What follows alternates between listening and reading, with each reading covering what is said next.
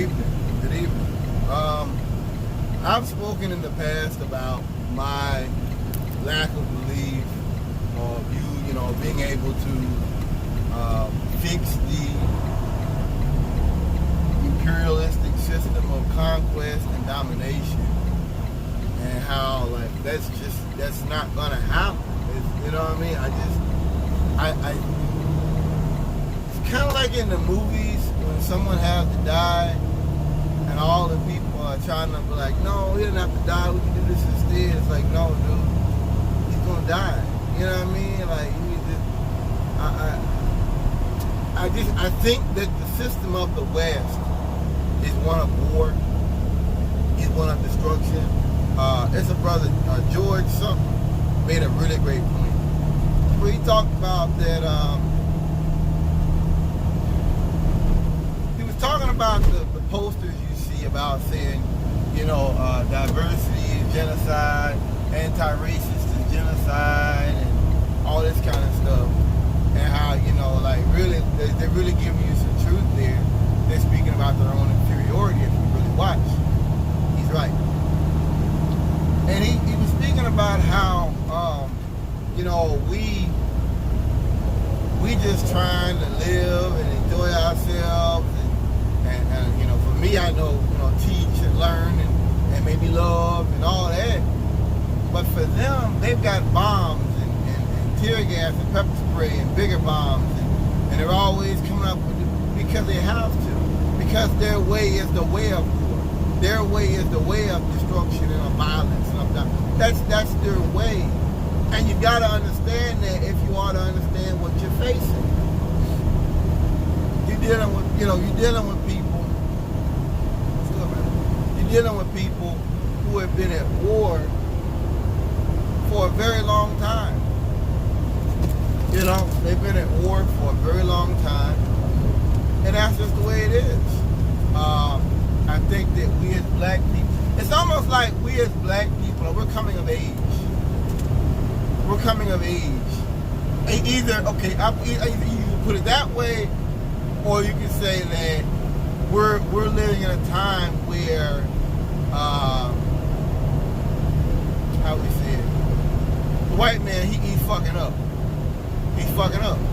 You got the stuff come out with Epstein, all the people he's connected to. You got this thing come out with the people putting their kids through college. That one was come out. They have always said that black people need to be about education and all that. And that right there shows you all that's bullshit. Because I thought to myself, but all the black kids out here, 1 credit or 5 credits or 1 semester away from graduating, and they couldn't because of financial difficulties. And here you have all these crackers who probably weren't even smart enough to place in school, but daddy's got enough money to basically push them to the school. They didn't even probably even want the degree, really. They were like, all right, you know what I'm talking about. People who don't even want the job, but their parents like, you need to be a police, you need to be this, that, and the other. So that right there shows you that all this bullshit they've told us about education, man, that's all about just a crock of shit. And it always was. That's just something, it's like my boy says it, Antonio, dude I listen to on YouTube, he's on radio too, Antonio Moore.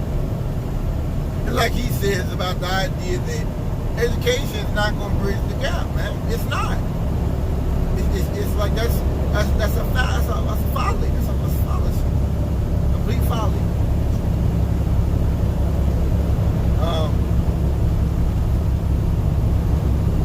Their way is the way of war, and their way is the way of destruction. And I think it's once again, it's folly for black people or brown people to think that getting a black man would change that destiny, would change that culture of domination and destruction, would change the ideology. I think that's really crazy, and I think that's one of the things about Roland Martin and folks like that, and they only look at it really from the black man's perspective, and that's cool. But for me, the issue is always class, and so when you're just talking about race all the time, the gravity of your argument falls flat. Yes, there's racism. Listen. Yes, there's racism. Yes, there systematic racism. Yes, they have it to where you can't get the area white folks could. Of course. I'm not in any way trying to deny it or play. Hell no. No, of course. The issue is class. The issue you gotta, you know what I mean? You got to understand, because if we're not, I think we're gonna get fooled into the same thing with Trump are getting fooled into. Like I said, these white folks, these white mass shooters and all that, they see the same thing we see. They living in the same world I'm living in. Being aware of climate change.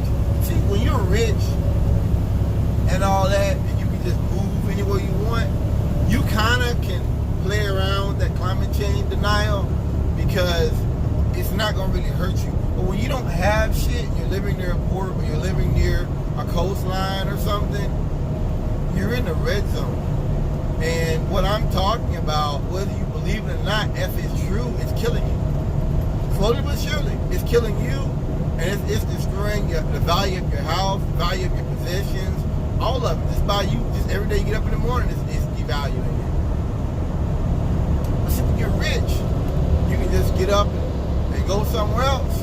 That's what I learned about it. The people that deny climate change, they're not dealing in jobs or professions that are affected by climate, that are affected by the weather, that are, you know what I mean? Because if you are trucking, you know, whatever, you've got to kind of acknowledge that we're moving into, or we've been moving, into a very different era, a very different age of just strange, unusual weather.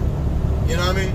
And it starts with that right there, that real life, that recognition that something's not right here. You know, I've said it before, like I said, I really do believe they acknowledge climate change, but they just see it as a way. See, one thing about people like Trump is they're gonna lie until he eventually tell the truth. That's what I realized about him. They're gonna lie until they have to tell the truth. They're gonna lie until they can't lie no more. You know? And that's pretty much what is gonna happen there. They're gonna lie. Period. No ifs, ands, or buts about it. But like I said, white supremacy is based upon, it's based around war. You know, white fragility is a thing. That's why they're always at war. That's why they're always calling the police on black people. It's all, it all comes together. You know, it's all the same thing. It's the same way of thinking and way of being. Oh yeah, you have to see it. It all correlates. You know, all correlates. So I think it's nonsense for any black people or brown people or females. And it's kind of like a fairy tale, isn't it? That you're gonna fix a country that's been at war for 200 years. You know what I mean? You're gonna take down Guantanamo. You're gonna maybe have a few less bases. I mean, one thing I look back at with my boy Ron Paul and the things he said back when he ran in 04 and 08 is that you know, we had all these protests against the war in Iraq and nothing really changed. You know, you've gotten a more militarized police now. You know, you've got police that are willing to violate people's rights. That's been shown more and more. They are willing to go out here and trample upon the First Amendment if they feel like it. We had a case in you don't believe it? We had a case in Missouri where black cops undercover and the police beat the fuck out of him. And he came out and was like, yo, I didn't do anything. Like I literally was doing what I was backing up. They just came up and beat the fuck out of me. And all that was with them, they don't care about that. The only thing they care about is the fact that the police jumped on another cop. So I guess something might happen. He said he was like, they took off the identification, they were hiding it, covering their name badge, which we know they do. I've been hearing stories like that going back to WTO over there when they had this thing in Seattle, 99. The cops cover up identity so they can beat the fuck out of people. You're dealing with animals, man. You know? I don't feel bad for that cop. I understand it. And then it comes out in the message between the cops. They were like, I can't wait to beat somebody up. I mean, these are animals. These are dogs. These are race soldiers. You must understand that you're dealing with race soldiers, and they're on the side of white supremacy. That's why I say to you and my father and everybody else, if you think the answer to white man shooters is to have more police, you are a goddamn fool. You're a fool. I don't have a nicer way to put it. You're a fool. And so, like, that's like saying the way to deal with a demon is to bring in the devil. That makes no sense. It makes no sense. I know how to deal with this demon. I'm gonna bring in a bigger demon. I'm gonna bring in the devil himself. What are you talking about? What nonsense. But anyway, I feel as though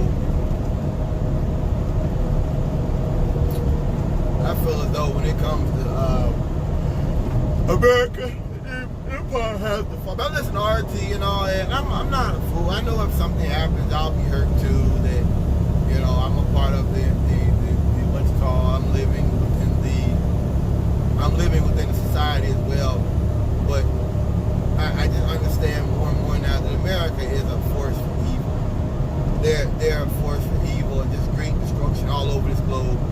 And you've got a whole lot of, I tell everybody this, that what we realize now with the trainee ban and all that stuff, and then you had all these people that come out that really didn't care about it, really didn't support it. I think hold on. The trainee ban, the point Trump made about moving the embassy to Jerusalem, the thing when he shut down where no migrants would come in from certain countries that weren't even Muslim countries. What else? You had a few other things that came in there too. And all these people were against it. And Trump went to the UN and was like, when our people want something, you know, we have to do it. And nobody supported it. No Americans supported this stuff. The Jerusalem ban specifically. Nobody supported that bullshit. So who was he talking about asking for that? He ain't talking about the average American. We're not trying to go over China and all that. I think what all this shows you, I said before, if you're living in a society of people that really aren't politically motivated, for the most people aren't, they're not following the news, that's something I've noticed over the last 10 years when we talk about the recovery, is that you've got a lot of people that have really disconnected from reality. Like, you have a lot of people who just don't watch the news, who just go home and play video games for 6-7 hours straight. Really, there's a lot of people like that who really just don't. They've separated themselves from reality. That's the thing I've seen. And like I said, so you've got a lot of people who are not involved, who are not politically doing anything. They're not empowered to do anything. They don't feel like the system's fair. So why should they, play ball? And then on the other side, you got this highly motivated, very angry, very vengeful, very vicious group of Trump's base and supporters, whatever you want to call them, white supremacists, who are willing to go out and drop thousands of dollars to build a wall, who are willing to drop $1,000 to this, that, and the other. I think that's really what you see with Trump and with really everything he says and does. It's not that he's winning, it's that we're not playing. People aren't playing. And I don't blame black people. I don't blame Mexicans. I don't blame these people for not being involved. I told you. I told everyone yesterday. We're actually talking about a police officer that choked a man to death using an illegal chokehold, and the man was not violently resisting him. And that's a banned chokehold. That's been a banned chokehold for decades. He choked this man to death and kept his job. And he was not criminally charged by the feds. So, once again, this goes into that file of white supremacy breaking its own rules. Breaking its own rules, not somebody else's. Their own rules, their own house rules. So, in what I just said, I don't blame black people and brown for not believing in the It's just not believing in the law, not learning the law. Because what's the point? They're not even doing what they're supposed to be doing. So what's the point? I don't blame you, people. I don't blame you at all. And I heard this morning that he's gonna lose his job, but who cares? He's had 5 years to save his money up, to look for the. Remember I told you that cop that stole $36,000 from the FOB? Remember that, the Buckeye Bandit? He kept his job for more than a month. You know what that means? I done paid my bills. I probably done paid a lot of my bills for next month. That shit, you can pay ahead of time. I done that. My life's gonna be on next month. I'm gonna be every day. I'm gonna be putting in a job interview, a job application. Every day I'm you know what I mean? You give me a month, dude. If you give me 3 weeks, I'm having a job.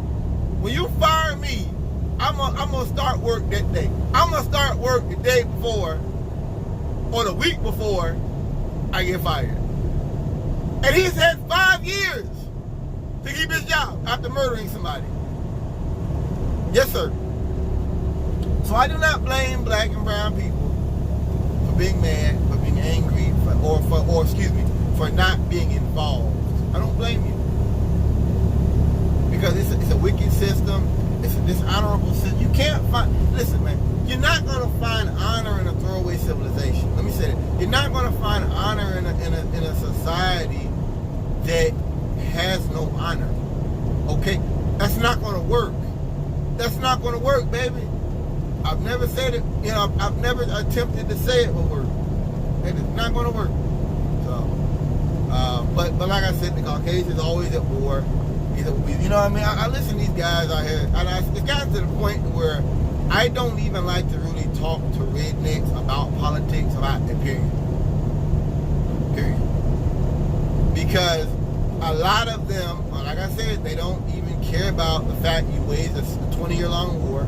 You're talking about welfare, you're talking about entitlements, but yet you got this war going on, trillions of dollars wasted, a million Iraqis dead, and all these crackers talk about is, well, when they went in, we should let them do their job.